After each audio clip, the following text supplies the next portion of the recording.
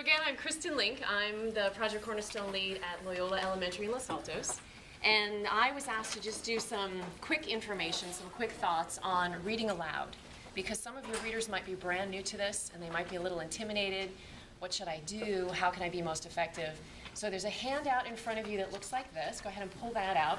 It's got a little pie chart in the middle, mostly because I love a good pie chart.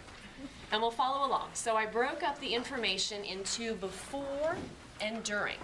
So some things that you can do before you even open that book, and then some things you can think about as you're reading the book. So before, the first sentence there might look a little odd, but what I like to have you think about is that stories are full of wisdom, especially the stories that were chosen for Project Cornerstone. They're all steeped in developmental assets, so they really are deep, deep in wisdom. And if you walk in with that attitude, it really sets a tone with the students, and they really can receive that wonder and that wisdom that you're about to give them. So instead of just saying, oh, I'm here to read a book, if you have that attitude, it just kind of sets the tone a little bit differently.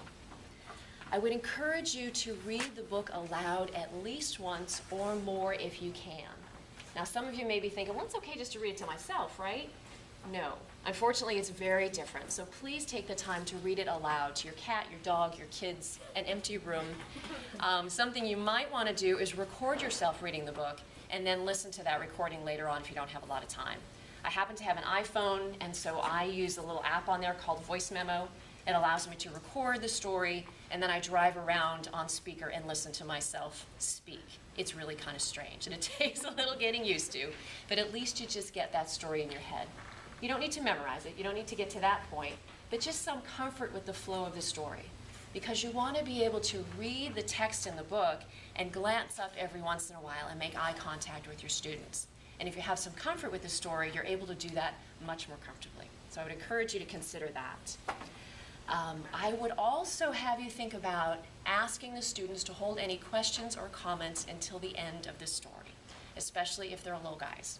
Because we all know we can go down a rat hole very quickly on a topic that has nothing to do with the book. So before I even open the book, I'll say, hey guys, can you just please hold any questions or comments to the end, and I promise I'll take them later. Stories have a certain flow to them, a certain rhythm, and it's much easier to keep that flow if you're not constantly interrupted. As always is stated in the lesson plan, please show the cover of the book to the students. The only thing I would add is just give credit to the author and the illustrator. So the kids get to know authors' names, and so they know that someone else wrote this book, and we want to make sure they know about that. So just a couple things that you can do before you even break open that book. Once you start to read the book, we want to think about some effective communication skills. And so this is where we'll get to the pie chart right here. The pie chart that you see is from the 7 Habits of Highly Effective People by Stephen Covey. This is a class I used to teach years ago at Hewlett-Packard, and at some point I will teach it again because I have a huge passion for it. One of the things we talk about is communicating effectively. So this pie chart just depicts different pieces of effective communication. That skinny little slice in blue is the words that we speak, or in our case, the words that are written in the book, the words that we are reading. And that's just 7% of the effective communication. To the right, in green at 38%, is the tone of our voice, the expression that we use in our voice. And then in gold, 55%, is our body language, any gestures or facial expressions that we might use. So let's walk through each of those in turn. First of all, words at 7%. We have no control over them. They're in the book that we're reading. We might modify slightly if there's a word we don't like or just isn't working for us, but for the most part, we're tied to those words. We can't change them. 38%, the tone of our voice, we can change. We have a lot of power over that. It's very different to read a story like this, and you will lose the kids right away. Find the music in the story. Find the music in your voice. Be aware of the highs and lows of your voice, how you can play with volume to get a point across, or how to speak silently to get their attention. How to use pauses to really bring home an important point. So play with your voice as much as possible, because a lot of what kids are understanding is coming from what you do with your own instrument. Body language. This is a little bit trickier because you have a book in hand. But I would encourage you to try to hold a book with just one hand so you have at least one more hand with which to gesture. Remember, your face can convey so much emotion. Some children are visual learners, some adults are visual learners. And so they're looking to your face and your body to convey a lot of information. So express what you can with your face, with your one hand, and with any part of your body that you can, so that they can see the point of what you're trying to say. I call this the dance of the story, because they want to see that physical side as well. Articulation is the next thing that's written down there. And one thing we want to talk about is articulating each word until the end of the sentence. There's a phenomenon called swallowing of sentences, and it sounds like this.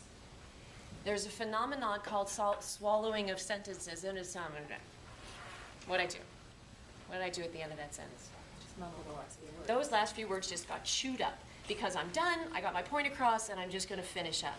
You need to make sure that you're articulating right until the period, the exclamation point, the question mark, whatever it is. Because oftentimes the meat of a sentence is right there at the end. So just be aware of where sentences end and make sure your point's coming across right until the end of the sentence. Repeat sentences that are important. And I wrote that twice just to be funny, but the idea is that if there's a line in a story that needs to be sold, if it's the heart of what this book is all about, just repeat it twice.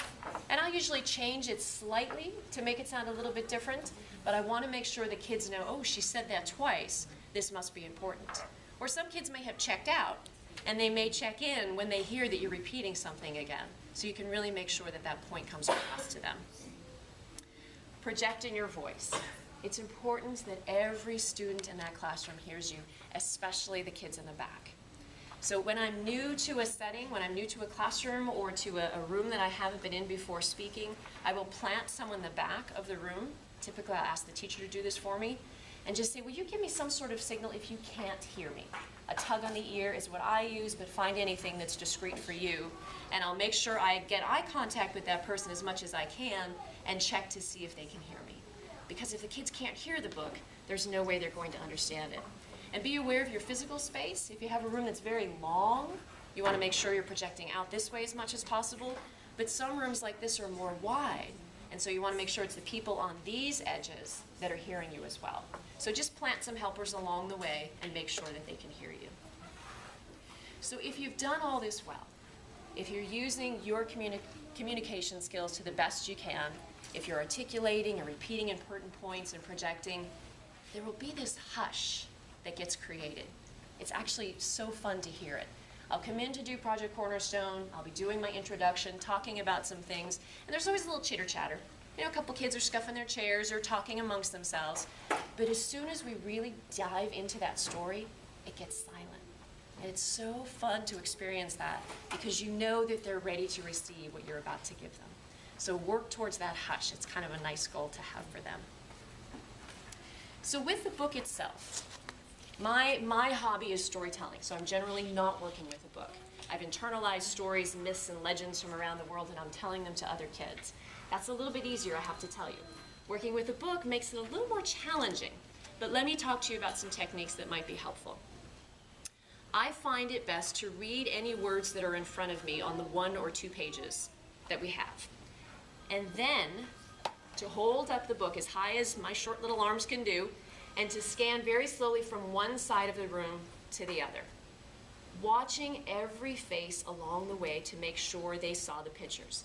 And you can tell, there's an anxiousness, there's an anticipation, especially with the kids on this side of your sweep, and then they settle once they see the pictures. So you want to make sure you're watching each and every one, especially to your very last person as you sweep.